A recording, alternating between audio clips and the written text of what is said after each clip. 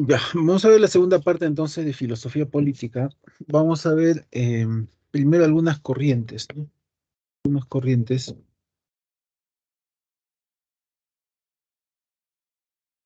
Ya. Como ya habíamos visto que el tema de la filosofía política es cómo se organizan las sociedades para la convivencia social. Y un tanto, bueno, tiene un carácter primero normativo, por un lado, y por lo otro, cómo la política tiene que ver con la misma conducta moral, ¿no? Y de hecho, por eso lo relaciona Aristóteles, ¿no? Encaminarse a la vida contemplativa, a la vida superior, a la felicidad, se hace mediante la dianoesis, mediante las virtudes dianoéticas, ¿no? Y lo mismo que la vida moral. La vida moral también, o sea, la vida moral, la conducta moral ideal, el justo medio, eh, a eso también se llega con la dianoesis, ¿no? Por las virtudes dianoéticas, la inteligencia, la prudencia y la sabiduría, ¿no? Un tanto que ambas están relacionadas, ¿no? La vida en la política y el cómo se comportan las personas. Ahora, lo que da la filosofía política es una suerte de prescripciones o normas o sugerencias, si se quiere. Algunas son más visibles que otras, ¿no? Por ejemplo, cuando Montesquieu sugiere que cada poder del Estado esté independiente para garantizar la democracia, en el espíritu de las leyes, por ejemplo. El poder ejecutivo, eh, el legislativo, el judicial y el ejecutivo independientes, ¿no? Eso es una marca visible de que hay democracia, ¿no? Y cuando eso no ocurre, bueno, como es la realidad, bueno, en contexto en Latinoamérica por lo general, es porque nosotros en materia de democracia estamos bastante lejos, pues, ¿no?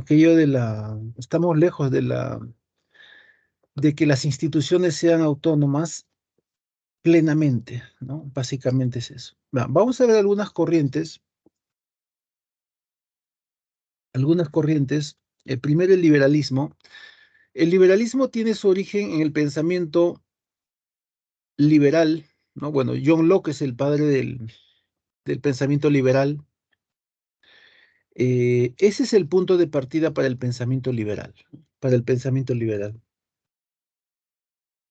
En el caso de Locke,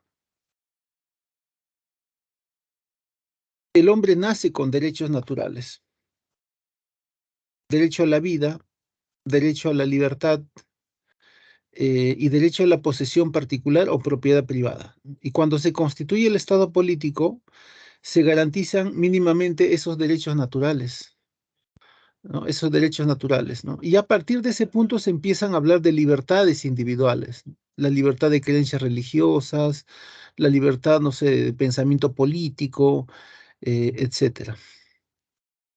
Ese es el punto de partida, ¿no? El punto de partida. Ahora, de manera genérica, a lo que John Locke llama libertades, derechos naturales, se le viene a llamar derechos fundamentales, ¿no? Individuales fundamentales, ¿no? Y la libertad que se desarrolla aquí, un tanto que algunos suelen llamar libertad negativa por el individualismo, ¿no? Y en tanto que libertad positiva vendría a ser lo que vamos a ver más adelante, lo que practican los comunitaristas, la libertad dentro de una comunidad.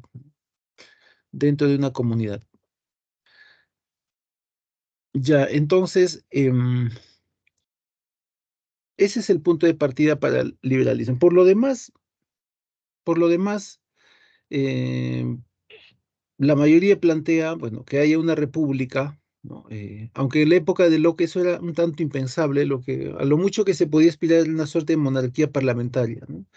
Pero ya en otros contextos, ¿no? Como en Francia, por ejemplo, bueno, ahí ya se habla de república, pues, ¿no? De república. La monarquía tuvo mucho arraigo en Inglaterra. Era bastante difícil que desapareciera. Bueno, hasta ahora está, pues, ¿no? Pero ya el poder del monarca es simbólico actualmente, ¿no? En ese momento la idea era, cuando están las ideas de Locke, ¿no?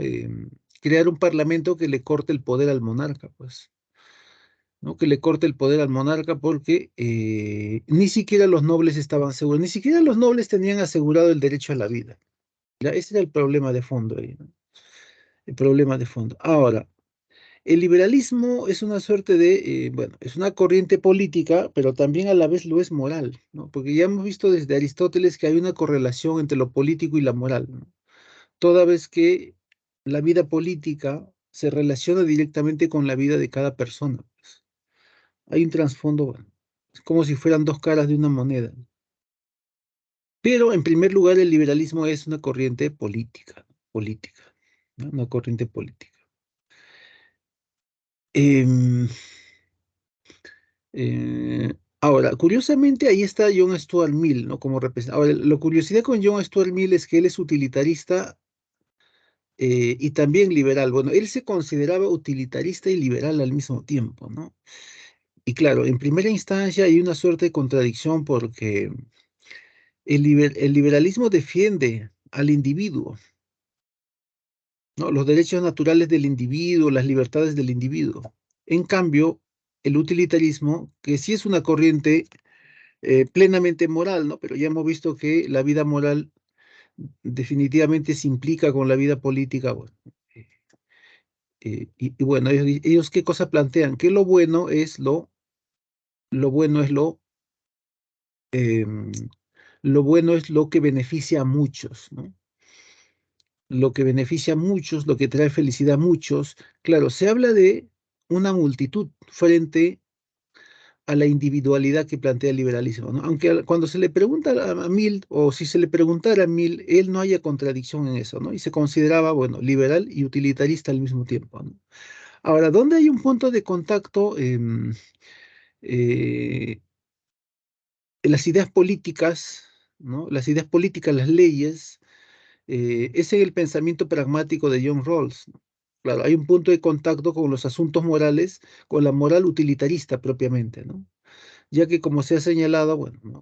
Para el utilitarismo lo bueno es lo que causa la felicidad, el bienestar para la mayoría. En el caso del pragmatismo no, ¿no? Lo verdadero es lo que causa eso mismo, lo verdadero. Lo verdadero se asocia a la felicidad, al mayor beneficio. Pero ahí está el punto de contacto, ¿no? Cuando John Rawls habla sobre el concepto de justicia, cuando habla sobre el concepto de justicia. Sí están íntimamente relacionados, pues, ¿no? En ese caso ya el utilitarismo junto con el caso del pragmatismo, ¿no? Ahora, y más bien en el contexto pragmático americano surge, por ejemplo, se habla de eh, en la economía, ¿no? En el mercado, bueno, el neoliberalismo. Claro, pues es un liberalismo económico en todo caso. Es un liberalismo de mercado, ¿ya? De mercado, bueno. El libre comercio, ¿no? El libre comercio, claro, surge en el contexto ya del pragmatismo americano. Ya, entonces, el liberalismo defiende ¿no? al individuo, derechos naturales del individuo, la libertad del individuo, y que, bueno, pues cuando se instituye un Estado político, este garantice dichas libertades, pues, ¿no? O sea, el bienestar, la felicidad de los individuos. Ese es el punto de partida.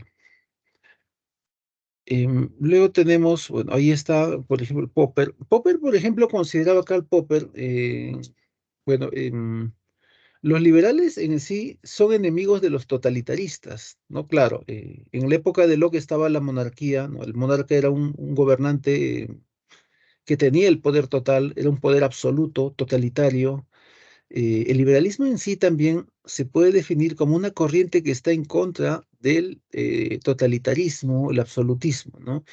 Y algo de eso habla Popper en La Sociedad Abierta y sus enemigos. Popper mismo es enemigo de los totalitarismos, ¿no? Un totalitarismo se caracteriza principalmente por cortar libertades. ¿Ya? Por ejemplo, China, por ejemplo, actualmente es en parte totalitario porque no hay un flujo libre de la información. La información es controlada, sobre todo en medios digitales, ¿no? En Internet, bueno, en medios virtuales. Se controla el flujo de información. No se puede hacer una crítica abierta al gobierno chino, ¿ah? Por ejemplo, no hay libertad. Es una característica totalitaria.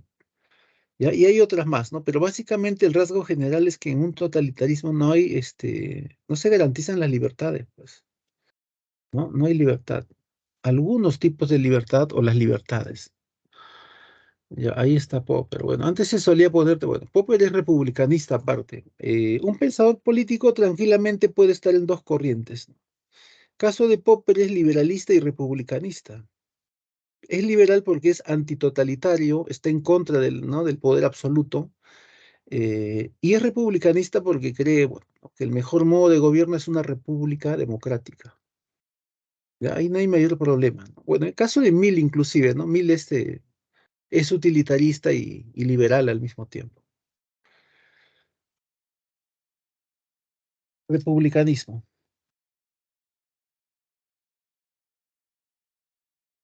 Concepto de Estado político, de república, bueno, lo hemos heredado directamente de Roma, aunque ya hay características, no sé, por ahí en Atenas, por ejemplo, ¿no? La democracia directa ateniense, ¿no? Eh, las polis como estados políticos pequeños, o sea, hay antecedentes, pero los romanos maduran esas ideas y la amplifican y la hacen sólida. Es precisamente por esos sólidos estamentos políticos que Roma va a sobrevivir unos 500 años, ¿no? A pesar de tener malos gobernantes en muchas ocasiones, ¿no? Por esas bases políticas, ¿no? Incluso hay épocas de anarquía en que los militares toman el poder ahí. Igual el Imperio Romano no cae, no cae por sus bases políticas, ¿no? Por sus bases políticas.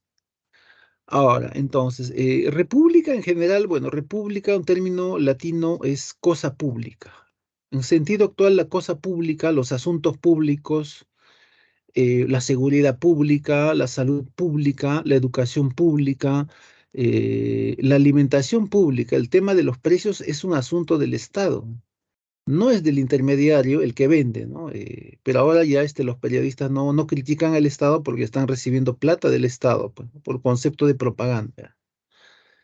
Pero ahí está la diferencia, ¿no? Y antes sí criticaban constantemente, ¿no? Pero bueno, ahí está. Entonces, esos son los asuntos públicos, la república, cosa pública.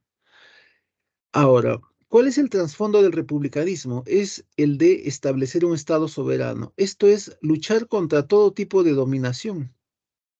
Dominación. Estado soberano se opone a la dominación. Pero la dominación tiene varios sentidos, pues, ¿no? En los ámbitos comunes, cuando se habla de dominación en la familia, se habla de la relación entre padres e hijos, ¿no? Los padres controlan a los hijos, ¿no? O en el caso de una empresa, ¿no? De dominación, hay un asunto empresarial, bueno, unos son empleados de los directivos, de los que dirigen la empresa. En asuntos de política, ¿no? De política, la dominación está referida a aspectos como el aspecto geopolítico, por ejemplo, cuando un país quiere invadir a otro, o sea, quiere dominarlo, ¿no? Como ocurrió, bueno, con la guerra con Chile, pues, ¿no? Invadieron acá, ¿no? Ya, bueno, lesionaron la soberanía y los chilenos, ¿no? Saquearon la biblioteca, ¿no? Bueno, hicieron otras cosas peores, pero bueno, ¿no? En realidad eran unos vándalos, bueno, pero habría que revisar ahí la historia. Saquearon muchas cosas, hicieron vandalismo aquí. Bueno, ya, esa es una amenaza contra la soberanía, ¿no? La dominación de un país extranjero, ya, uno. También se habla de dominación geopolítica cuando un país verdaderamente invade gran porción de, no solamente un país, sino varios países, varios territorios al mismo tiempo, ya, como ocurría con el Imperio Británico. Gran parte del territorio del mundo era posesión británica, ¿no? Por ejemplo, lo que ahora es la India, y bueno, el país musulmán que está al lado de la India era colonia británica, ¿no? Claro, el colonialismo es otro modo de dominación, ¿no? Es un modo de dominación geopolítica. Ahí, ya, ahí también hay dominación, ¿no? Hasta que, bueno, finalmente se independizaron los indios, el gentilicio aquí es indios, ¿no? Hindú es un tanto que alude más a la religión, ¿no? Los indios, no es la India, es el país. Y también el país musulmán que está al lado, no, no recuerdo, creo que es Pakistán, el que está al lado, bueno, se independizó también. Ahora, no eran las únicas posesiones del Imperio Británico, ¿no? Por ejemplo, en Medio Oriente, ¿no? También ellos estaban regentando esa parte, buena parte. El asunto es que cuando, bueno, estaban inmersos en el asunto, ¿no? El asunto es que cuando eso deja de ser dominio, ¿no? Dominio extranjero, deja de ser colonia extranjera, todo lo que es Medio Oriente, gran parte de ella, se constituyen países con territorios no bien formados, ¿no?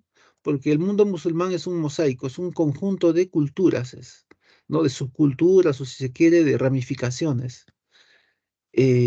Por ejemplo, en el caso de Siria nada más, ¿no? El que bueno, el que está en gobierno de Bashar al-Assad, bueno, no recuerdo de qué etnia es, está en pugna contra otro grupo que también vive en Siria, ¿no? Hay una suerte de guerra civil o fricción constante ahí, ¿no? Y en la represión, bueno, hay violencia, pues, ¿no? Los sirios son apoyados por los rusos ahí, ¿no? Que un tanto también sienten ese sentido de colonizar de alguna manera Siria, ¿no? Pero bueno, ahí está, ¿no? La colonización es un modo, pues. Ahora, y cuando se dividieron los países, no hubo buena repartición de territorio. Por ejemplo, en el caso de los kurdos no llegaron a tener territorio, ¿no? Y los kurdos están en Turquía, norte de Siria, norte de Irak, ¿no? Norte de Irak, ¿no? Algo parecido, bueno, también con lo que se llama Palestina, igual, ¿no? Había un plan político, estaba en posición británica, pues, ¿no? Como gran parte. Había un plan para dividir en un país musulmán y uno judío, un estado judío y un estado musulmán, ¿no? Pero eso quedó en nada, pues, ¿no? Quedó en nada, quedó en nada, pues, ¿no? Em, no había un país ahí, no había nada en realidad, ¿no? El norte del norte de lo que se llama Palestina, los judíos lo compraron con plata. Es porque no les interesaba a ellos el territorio en realidad, no había sentido de nación ahí, de nación musulmana. Lo compraron, ¿no? Lo compraron, y es la única parte fértil de Israel, ¿no? La parte sur es un desierto. El asunto es que después del 48, cuando fracasa el plan Balfour, y se establece, ¿no? el Estado israelí, bueno, ahí recién el mundo musulmán se junta, se une y dice, hay un Estado ahí palestino, ¿no? Cosa que no había, pues. En realidad no había. ¿No? No había en realidad, pero bueno, ¿no? Bueno, gran parte fue el fracaso político, pues, de los británicos de separar en dos estados. Finalmente, bueno, al fin, el sur solamente era un desierto, ¿no? Bueno, y me parece que gran parte de los musulmanes están en esa parte actualmente. Bueno, en el norte, pues, ya hemos dicho que fue una compra, ¿no? Fue una compra, es la parte fértil. Y ahí también tiene que ver mucho el colonialismo británico, pues. Entonces, el colonialismo es un modo de dominación, es un modo de dominación. Ya, el colonialismo es un modo de dominación, ¿no? Ahí estamos hablando de dominación geopolítica. ¿Qué otro tipo de dominación hay? La dominación económica. Dominación económica. Cuando un país se presta plata de otro a través de las entidades financieras internacionales, se alinea políticamente con ese país, ¿no? Un país que se presta, bueno, dinero de aquellos países de la órbita de Estados Unidos, Inglaterra, se tiene que alinear necesariamente políticamente con esos países. Claro, es un tipo de dominación ya de tipo económico. Y de eso sí habló Augusto Salazar Bondi, ¿no? Augusto Salazar Bondi llega a hablar de dos tipos de dominación: la dominación cultural y la dominación económica. ¿Ya? La dominación económica. Bueno, en este caso, la dominación económica amenaza la soberanía, ¿no? Hay una suerte de que más adelante vamos a ver que los países tienen que redefinir el concepto de soberanía, ¿no? Por este asunto de la economía internacional, ¿ya? De la economía globalizada. Ahora, ¿en qué se basa el republicanismo? Bueno, algunos de estos pilares, bueno, los planteó el mismo Maquiavelo, pero estos pilares se basan en principio en una parte de las leyes que controlan la institucionalidad o la dirigen, si se quiere. Las leyes son una base, ¿ya? Una base. Pero la principal idea ahí es que la soberanía. Primero la soberanía, después las leyes e instituciones, y en tercer lugar, los ciudadanos y su participación activa, pues son líneas generales en el republicanismo muy características. La soberanía de un Estado, las leyes y sus instituciones, y los ciudadanos, su participación activa, sus virtudes, ¿no? Lo que, bueno, lo que solía llamarse virtudes a la hora de preocuparse por los asuntos públicos, los asuntos del Estado. Ahora, asuntos públicos como por ejemplo el tema de las leyes, pues, ¿no? En el caso de Rousseau, Rousseau solía decir que, bueno, pues, ¿no? En el caso de las leyes de un Estado, los ciudadanos deben participar directamente, ¿no? Aunque eso es imposible, pues, ¿no? Más bien lo que hay ahora es participación indirecta cuando elegimos representantes, ¿no?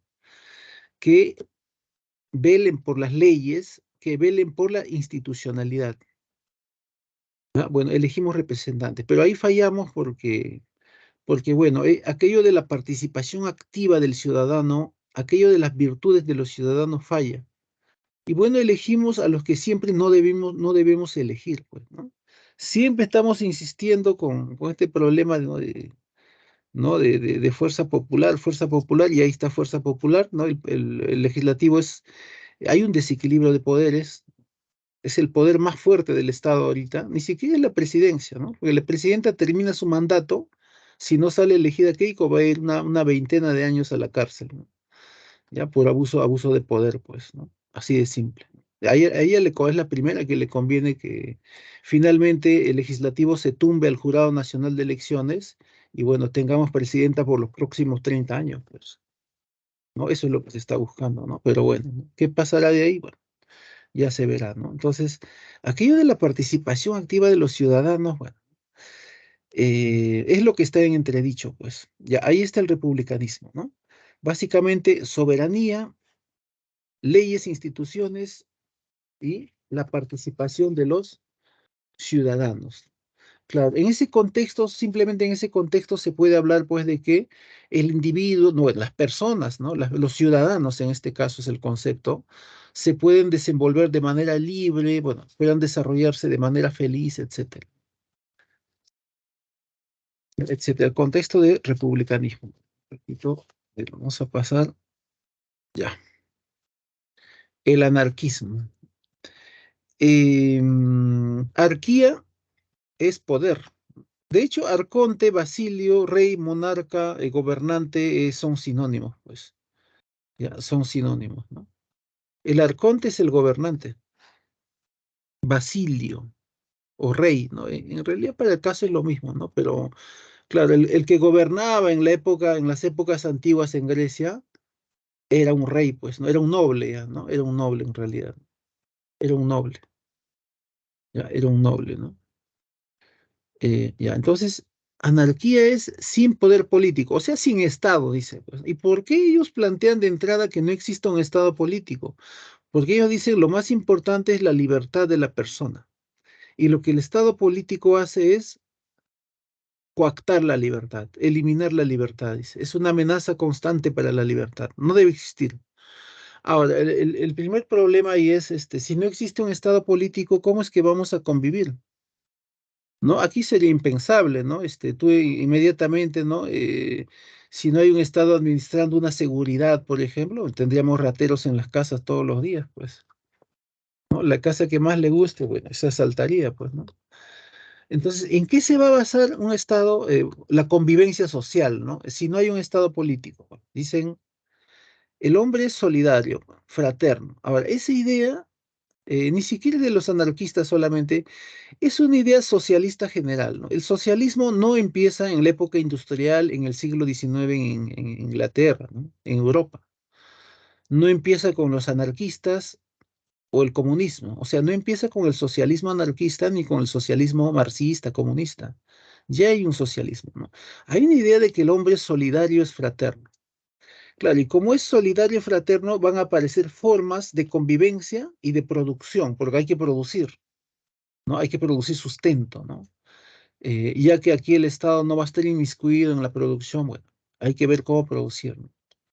Y ahí aparece en forma, dice, ¿no? La cooperatividad, el cooperativismo, el mutualismo que por ahí propone Kropotkin, ¿no? Y así, la solidaridad plena va a estar, ¿no? Entonces, ¿para qué va a existir el Estado, pues? ¿Ya? Entonces, ese era un planteamiento, bueno, es un idealismo, es un camino utópico también. Sin embargo, ¿dónde se ha materializado algunas ideas anarquistas? Bueno, en la existencia de cooperativas, por ejemplo, ¿no? Las cooperativas que son organizaciones, ¿no? De personas que se juntan para producir.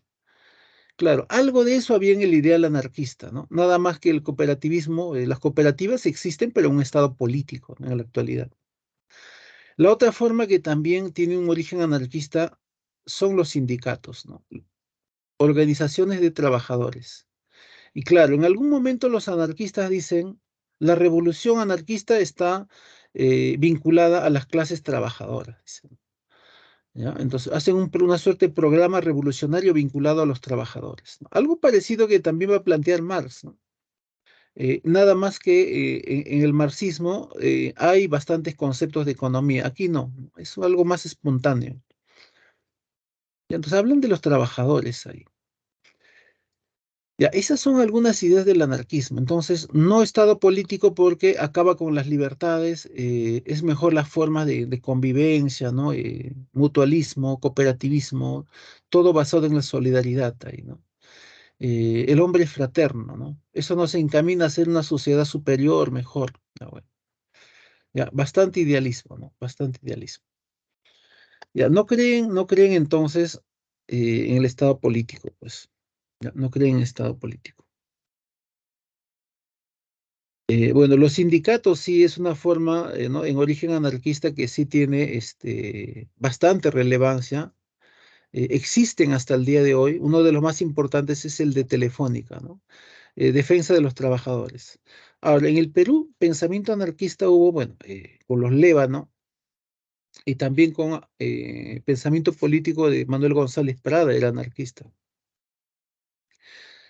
Tiene textos, tiene un texto incluso que se llama Anarquía, por ahí también está el discurso en el Politeama, ¿no? A los trabajadores, ¿no? Ya, anarquismo, sin poder estatal, ¿no? Sin poder político. Luego tenemos ahí a los amigos del comunismo, pues. Ahora, en el caso del comunismo, claro, tiene su origen sobre todo en las ideas de Marx, pero muchas de las ideas políticas, si no todas, vinculadas al comunismo y el Estado político, no nacen con Marx, ¿no? Son más propias del siglo XX. Son más propias del siglo XX. De lo que sí habla Marx es de la lucha de clases, ¿no? Que la clase trabajadora, que es la que genera riqueza, debe tomar, primero apoderarse de los medios de producción, ¿no? En especial del factor tierra, ¿no? El factor tierra, ¿ya?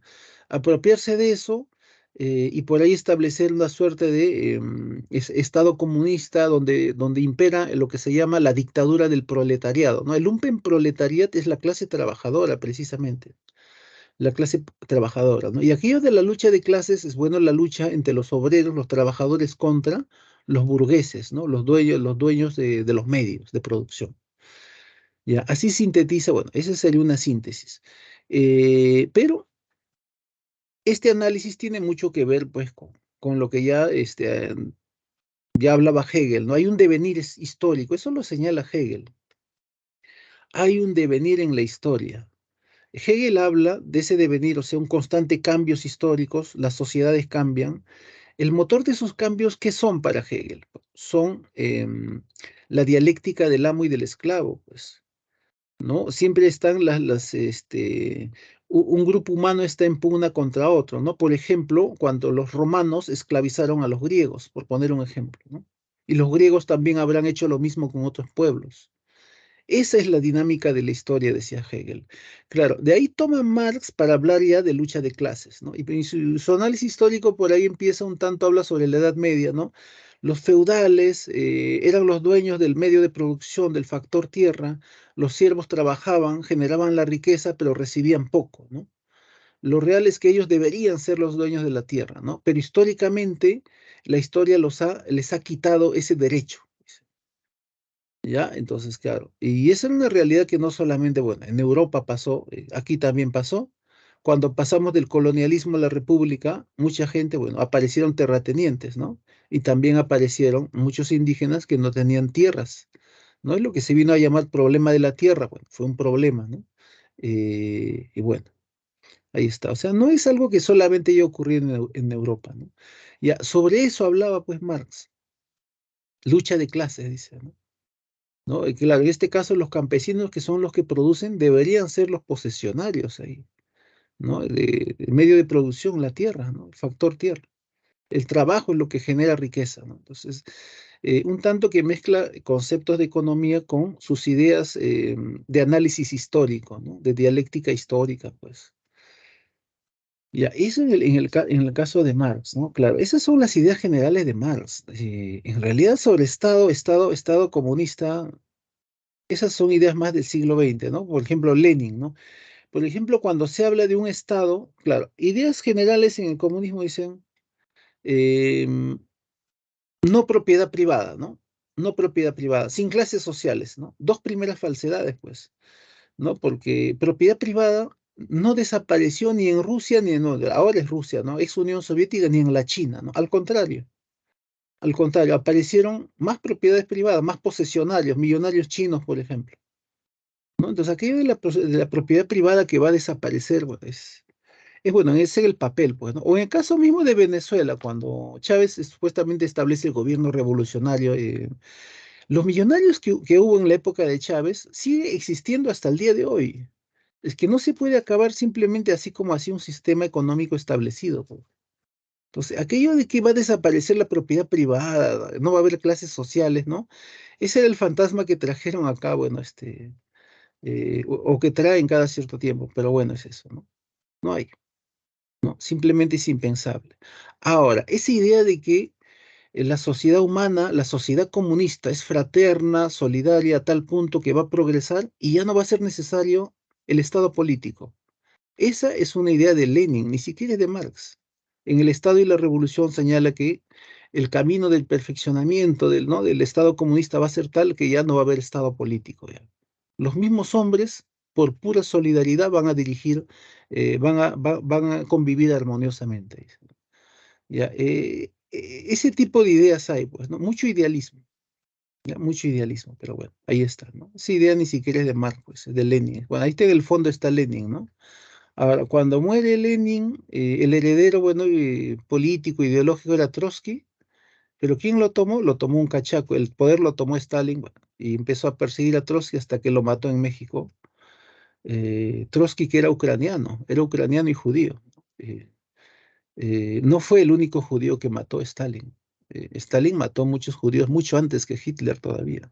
Y muchos millones de campesinos los mató de hambre también. Ahí está el problema, pues, ¿no? Y en China pasó, bueno, lo que pasó en China, la muerte por hambre fue más por un accidente. Un día, bueno, un día, o sea, este es solo un caso, ¿no? Se le ocurrió, pues, ¿no? Al gran Mao matar los pajaritos, ¿no? Que habían ahí porque se comían el grano. Y precisamente los pájaros mataron indiscriminadamente aves, y esas aves precisamente eran un control de plagas natural. Y finalmente, como no había control de plagas naturales las aves, las plagas se terminaron comiendo los granos y hubo gran hambruna en China, millones de muertos, ¿no?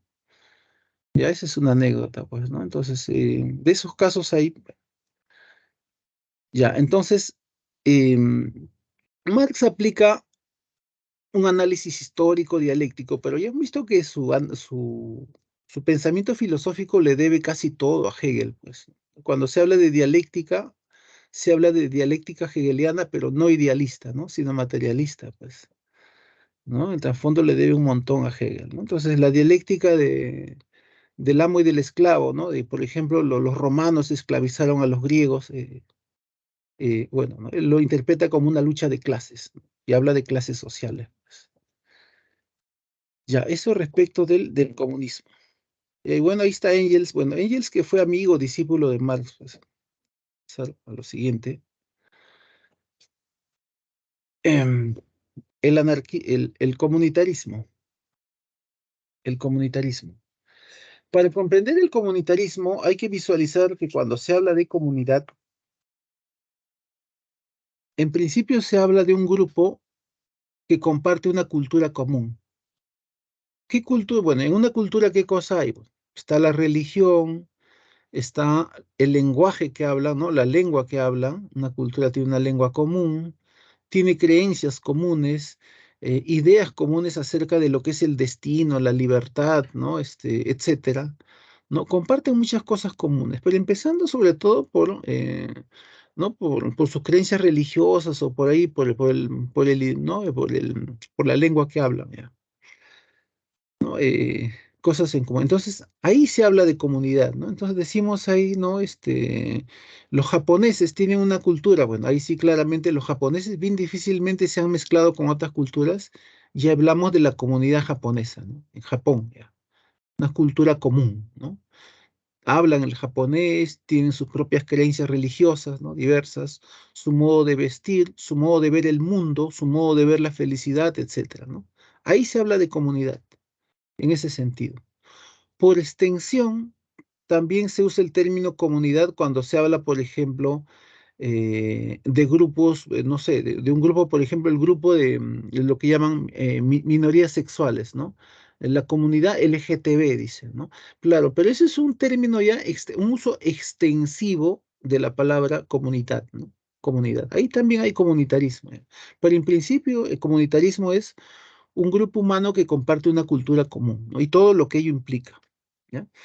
Claro, entonces, en ese contexto, un japonés tiene su identidad personal, se forma su personalidad, se autorrealiza en ese contexto en el que vive, ¿no? Y eso que pasa con un japonés pasa también con una persona que vive en su propia comunidad, ¿no? Por decir, no sé, en un país de África, ¿ya? Que sea, bueno, no sé, pues ya Sudáfrica, por poner, aunque en Sudáfrica hay bastante mestizaje también, ¿no? Por el colonialismo que hubo, ¿no? Hay gente blanca, hay gente de color. Durante mucho tiempo tuvieron el problema del apartheid, ¿no? Pero bueno, ¿no? Pero la comunidad, por ejemplo, de la gente de color tiene, ¿no? Su lengua que la conservan después de tiempo, ¿no? Sus costumbres, etcétera, ¿no? Y ahí se habla de una comunidad, ¿ya?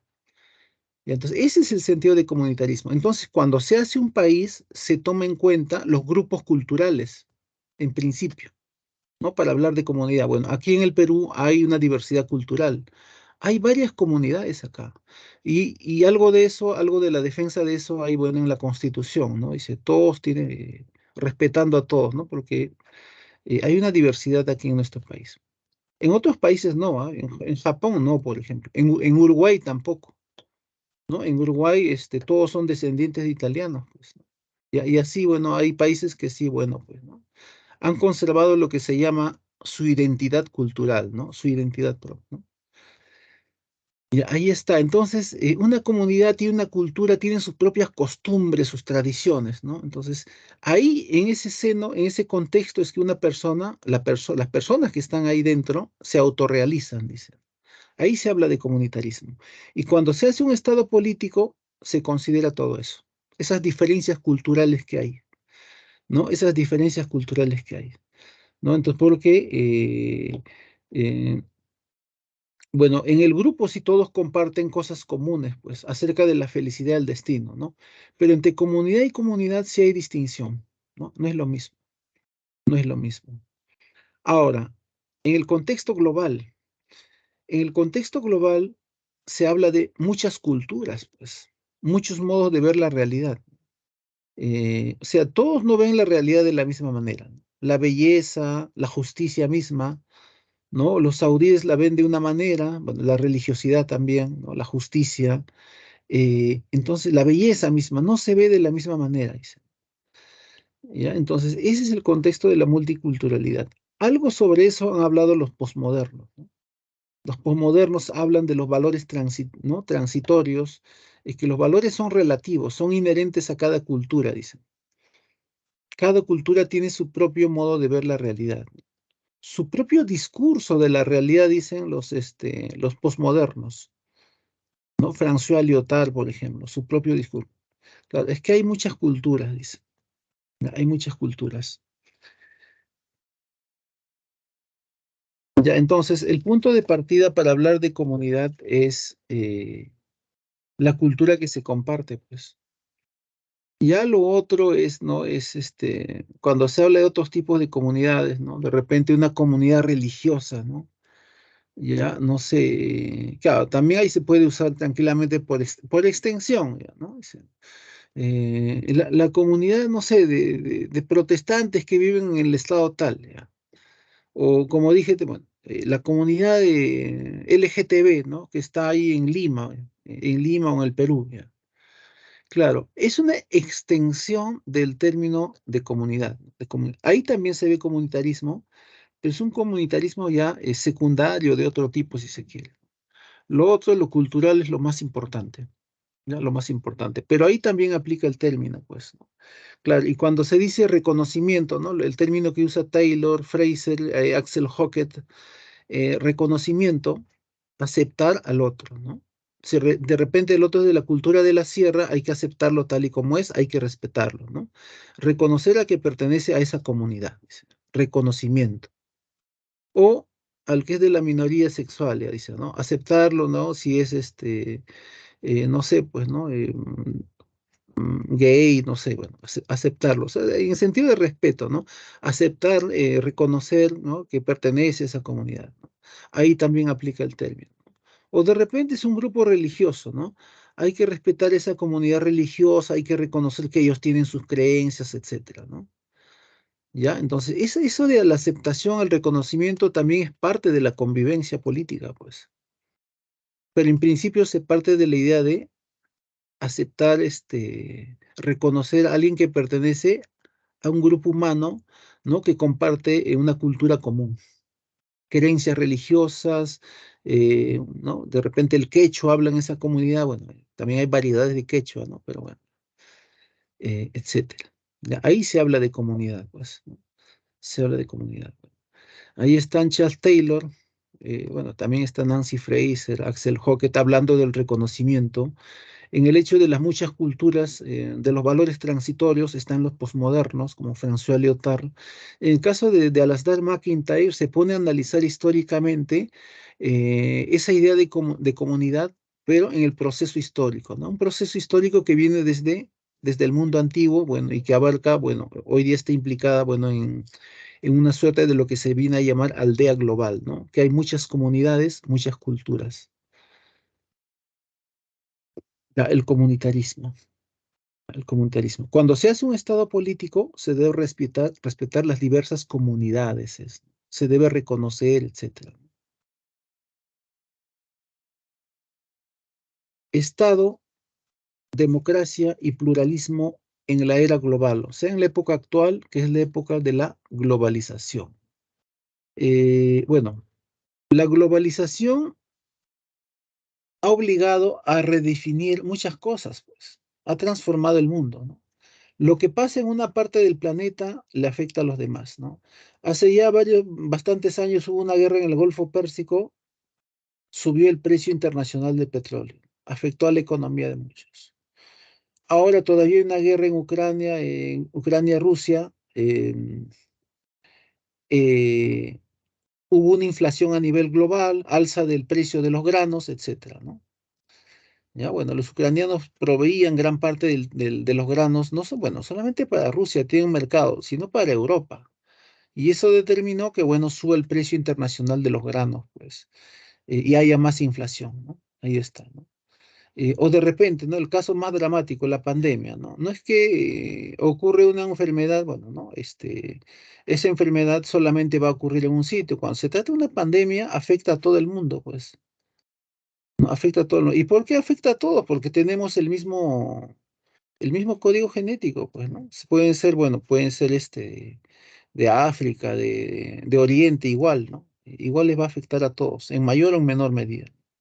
Ya, todo eso son claras muestras de lo que es la globalización. Lo otro, en el aspecto económico. Ya se ha hablado que muchos países dependen de capitales extranjeros. Países como Inglaterra, Alemania, canalizan esos capitales a países en vías de desarrollo a través de las entidades financieras internacionales, ¿no?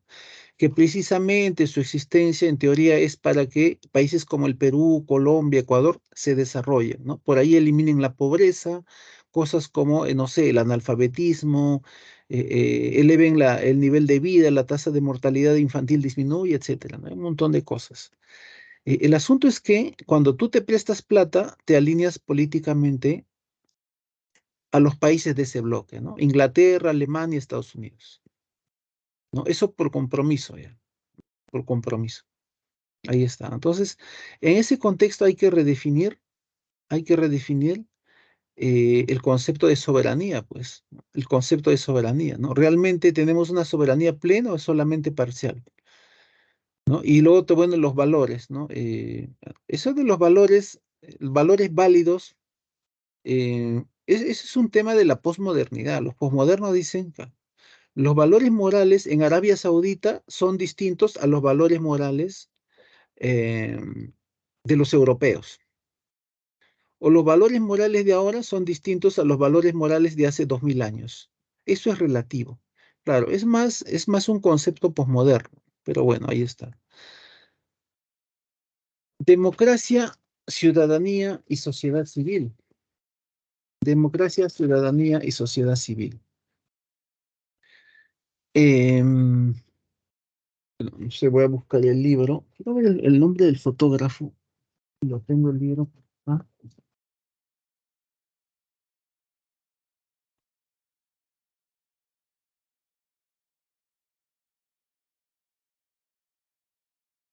ya, no sé dónde se escondió el libro. Ya, pero venía justo con el tema porque, ¿cómo es la sociedad actual? Es una sociedad consumista y es una sociedad hedonista, o sea, es una sociedad individualista. Yo me preocupo por mí mismo y punto, ¿no? Por mi imagen, por ahí, ¿no? Ya, eso. Entonces, en ese contexto tiene sentido en insistir lo que plantean los republicanistas, que los ciudadanos participen activamente y no estén eligiendo tonterías, pues, ¿no? Como el Congreso que tenemos, ¿no? ¿Tiene sentido? ¿Ya? Ese es el asunto de fondo, ¿no? La respuesta es que sí, sí tiene sentido, hay que seguir insistiendo en eso. Más bien por ahí mejorar el sistema de elección política, pues, ¿no? Hay que mejorar eso, pues, ¿no? Algo que garantice más todavía la institucionalidad, ¿no? No, pues no puede ser que una persona, ¿no?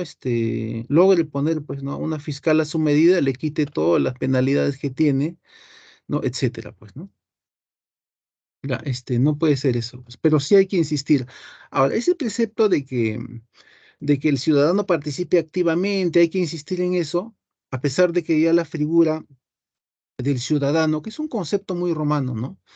Es fuera de tiempo, dice, ¿no? Claro, eso está bien para la época romana, o para mucho tiempo atrás, ¿no? Ahora ya no cabe hablar de eso, dice, ¿no?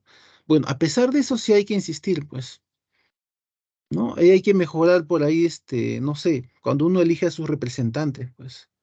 Ahora, la foto que yo quería comentar era sobre el 11 de septiembre, ¿no? Es un fotógrafo que había tomado una foto del 11 de septiembre a unos 2, 3 kilómetros. Bueno, se ve que está, bueno, ya ha caído una torre, pero en el primer plano no salen las dos torres, ¿no? En primer plano aparece un grupo no sé si son turistas jóvenes, ¿no? Están conversando tranquilamente de cosas banales, ¿no? Se nota ahí por el tono, ¿no? Pues ni siquiera toman en consideración lo que está pasando allá, ¿no? Claro, eso está muy lejano. Claro, es como cuando nosotros, ¿no? Hay una guerra ahí lejana, ¿no? Entre los ucranianos y los rusos, dice, ¿no? No, claro, si hay una guerra nuclear nos matan a todos, pues, ¿no? Entonces, pero ellos no lo ven así, ¿no? Eso no nos afecta, nos preocupamos por nosotros mismos. Claro, esa es la sociedad que llaman hedonista, pues, ¿no? Te preocupas por ti mismo. Claro, y se ve esa foto, es muy buena, es el 11 de septiembre y los jóvenes están ahí conversando sobre cosas personales, ¿no? Lo otro ni siquiera lo toman en cuenta, está como fondo, ¿no? Y en medio del grupo de gente ¿no? Y las torres ahí, ¿no? La ciudad, está el mar ahí. Ya, muy buena foto, no sé, por ahí la tenía en un libro, por ahí que la encuentren, ¿no? Foto sobre el 11 de septiembre, ¿no? Ya, voy a poner las claves, no hay tiempo para leer. Vamos a poner las claves. Ya, estas son las claves.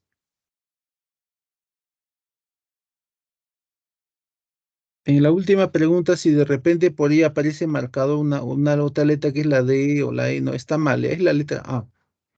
Ya, la letra A es en la pregunta 8, ¿no? Si le he estado revisando ahí y algo ha pasado, bueno, es la letra A.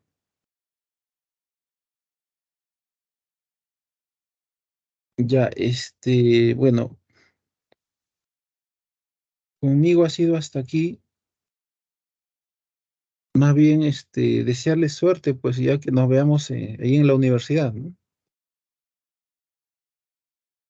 En el día del examen, lo recomendable es el día anterior descansar bien, porque es un examen que, claro, es una parte es conocimiento, pero la otra parte también implica un tanto de, si se quiere, resistencia, ¿no? Porque son, 2, 3 horas, creo, ¿no? Hay que ir descansados, pues, ¿no? Bastante descansando bien, ya descansando bien. Sobre todo desde la segunda mitad del día anterior, tanto que ya no es para estudiar, sino para estar relajado ahí. Uno va a recordar después lo que tiene que recordar o lo que no, lo que ha estudiado, pues.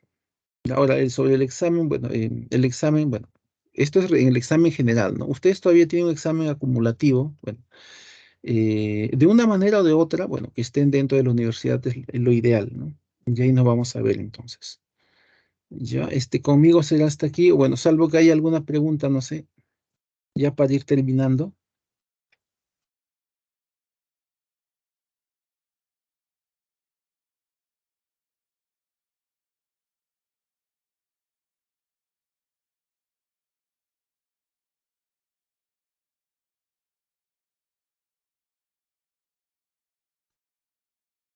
Ya, nuevamente reiterarles suerte y éxitos en sus aspiraciones inmediatas, ¿no? Inmediatas.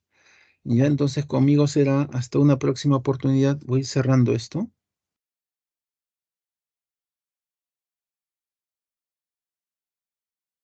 Ya. Hasta luego entonces, nos vemos, cuídense y suerte.